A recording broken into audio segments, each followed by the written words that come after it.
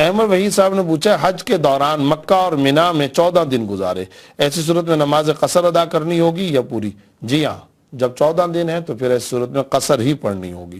احمد وحید صاحب نے پوچھا حج کے دوران کچھ لوگ تھوڑا ٹائم رات کو مینا میں گزار کر عزیزیہ میں چلے جاتے ہیں اور وہیں سے رمی کو جاتے ہیں، کیا یہ طریقہ ٹھیک ہے؟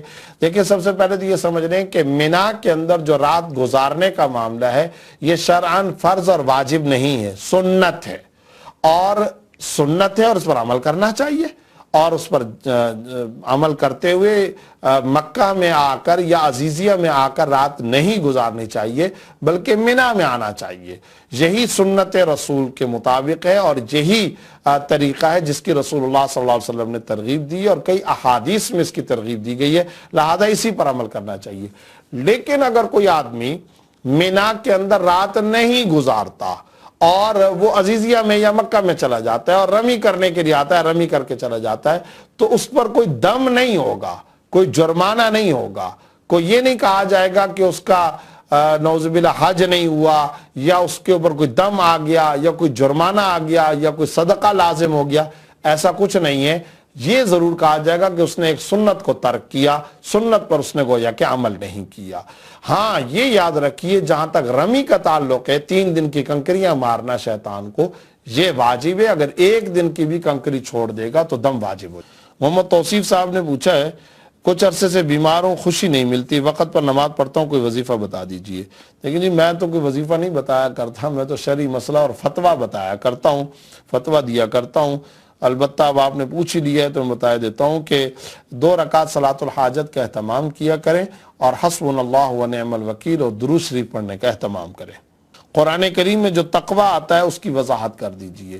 دیکھیں قرآن کریم میں تو کئی مقامات پر تقوی کا لفظ آیا ہے، بلکہ تقوی کا لفظ سینکڑوں مقامات پر آیا ہے۔ اللہ رب العزت ہمیں تقوی عطا فرمائے۔ حاصل اس کا یہ ہے کہ انسان گناہوں سے بچے اور کم از کم درجے کی بات یہ کہ فرائض اور واجبات کی تکمیل کرے۔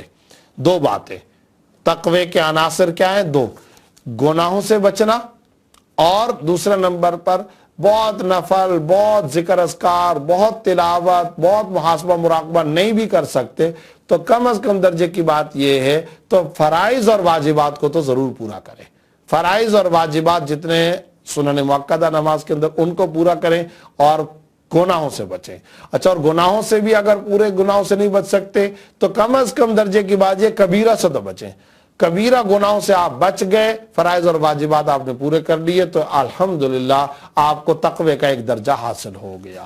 باقی اس کے اندر جتنا اضافہ کرتے چلے جائیں گے وہ اور زیادہ تقوی کا لیول بڑھتا چلا جائے گا۔ جیسے آپ نوافل پڑھیں، زیادہ سے زیادہ تلاوت اور ذکر کریں، وہ ہر انسان کو اختیاری اور آپشنل طور پر یہ تصرف حاصل ہے کہ وہ جتنا بھی عبادت کرنا چاہے کر سکتے۔ رانی صاحبہ نے پوچھا 12 مہینے کے جو وظیفے ہیں تو محرم کے مہینے کا وظیفہ بتا دیں۔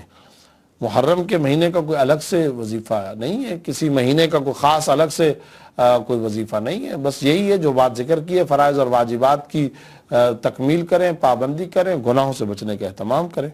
شوکت صاحب نے پوچھا بینک اسلامی پاکستان کا جو پاک قطر تکافل پروگرام ہے کیا تکافل کرنا جائز ہے؟ جی ہاں جائز ہے۔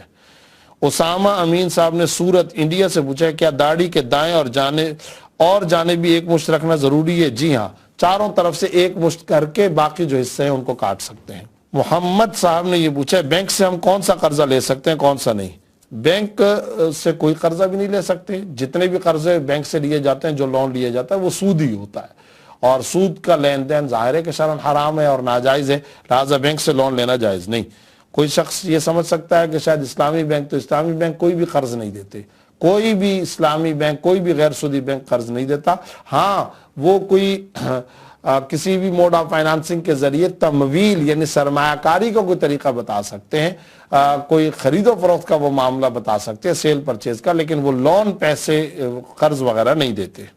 شعیب منظور صاحب نے پوچھا یہ پوچھنا تھا مجھے کہ کون کون سے جانور جنت میں جائیں گے؟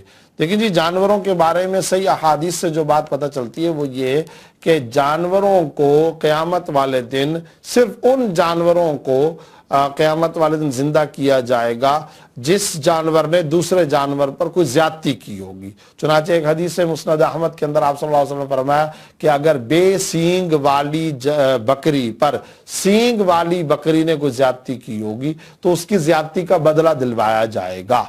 ये अहादीस से पता चलता है। बाकी इसके अलावा किसी चीज का ये नहीं पता चलता, कोई इस चीज का इजाफा नहीं मिलता कि ये जानवर जन्नत में जाएंगे या नहीं। ज्यादातर जो अहादीस से पता चलता है वो ये कि इनको मार दिया जाएगा और मट्टी कर दिया जाएगा, इनको खत्म कर दिया जाएगा। जानवर ज़ाहिर है कि गैर मुकल्लफ मखलूक है। अलबत्ता बाद रिवायतों से पता चलता है कि असहाब कहफ का कुत्ता जन्नत के अंदर जाएगा, रसूलुल्लाह सल्लल्लाहु अलैहि वसल्लम की ऊँटनी मुबारक जो कस्वा के नाम से थी वो जन्नत के अंदर जाएगी। इस तरह एजाजी तौर पर कुछ जानवरों के बारे में बाद रिवायतों से ये बात पता चलती है। बाकी आम तौर पर ओवरऑल जो जानवरों का मामला है वो ये कि इनको ख़त्म करके मट्टी कर दिया जाएगा। यूसुफ डेरवी साहब ने पूछा, नमाज में देखा कि पाँव खुश्क है, नमाज होगी या नहीं? इस सूरत में नमाज नहीं होगी, आप दोबारा वुजू करें और नमाज मुकम्मल करें।